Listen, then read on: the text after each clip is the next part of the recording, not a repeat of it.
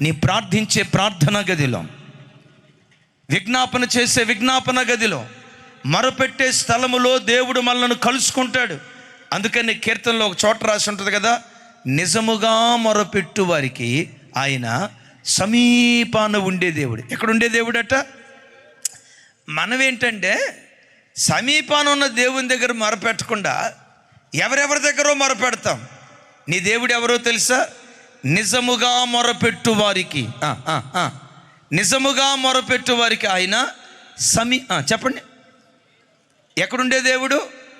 నమ్ముతారా? నువ్వు మొరపెట్టినప్పుడల్లా దేవుడు నీకు బహు సమీపంగా ఉన్నాడు. ఎంత సమీపంగా ఉన్నాడు తెలుసా? నరుని నడుముకు నడికట్టు వంటి ఉన్న రీతిగా మొరపెట్టినప్పుడల్లా నా దేవుడు నిన్ను ఆవరించి ఉన్నాడు. కానీ మనిషి పరిస్థితి ఏంటంటే సమీపంగా ఉన్న దేవుని దగ్గర మొరపెట్టకుండా ఎవరెవరి దగ్గరో మొరపెడతారు. అడు పేరుగాంచిన మహా గొప్ప దొంగ అంట. ఆ దొంగతో భార్య పందెం వేసిందట. ఏమన్నా తెలుసా? నువ్వు పెద్ద పెద్ద గొప్ప గొప్ప వాళ్ళ ఇళ్లలో దొంగతనం చేసావు, హై సెక్యూరిటీ జోన్ ఉన్న మినిస్టర్ల ఇంట్లో దొంగతనం చేసావంట.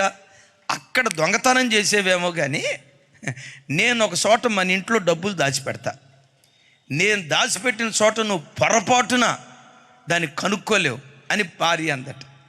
మనోడు అన్నట్టు, పిచ్చి మొహమా, నా రేంజ్ నీకు అర్థం కాల, దొంగతనం నాకు వెన్నతో పెట్టిన విద్య, ఎక్కడ దాచిపెడతావో దాచిపెట్టో, ఇట్టే పట్టేస్తాను అని అన్నాడట.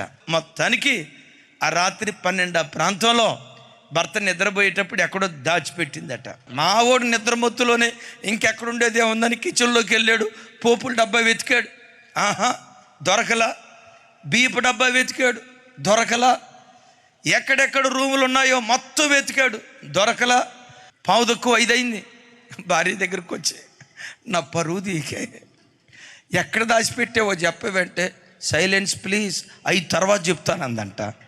అరే ఒకసారి చెప్పేవంటే, అమ్మమ్మమ్మమ్మ పందెంలో ఓడిపోతాం, సంసోన్ అట్లాగే చెప్పి ఓడిపోయాడుగా. ఎక్కడ దాచిపెట్టావో చెప్పేవంటే భార్య అందట, ఎక్కడో దాచిపెట్టలేదండి, నువ్వు పండుకున్న తలదిండి కింద పెట్టానండి అందంట. మనోడు ఊరంతా వెతికాడు కానీ ఎక్కడ ఎతకలా. మనం కూడా హాస్పిటల్ దగ్గర ఎతుకుతాం, బంధువుల దగ్గర ఎతుకుతాం, చుట్టాల దగ్గర ఎతుకుతాం, స్నేహితుల దగ్గర ఎతుకుతాం, కానీ సమీపంగా ఉండే దేవుని దగ్గర మనం వెతకలేకపోతూ ఉంటాం. ఎవరిని దేవుడు? ఆకాశ మహాకాశాల్లో ఉండేవాడు మాత్రమే కాదు, నువ్వు నిజంగా మొరపెడితే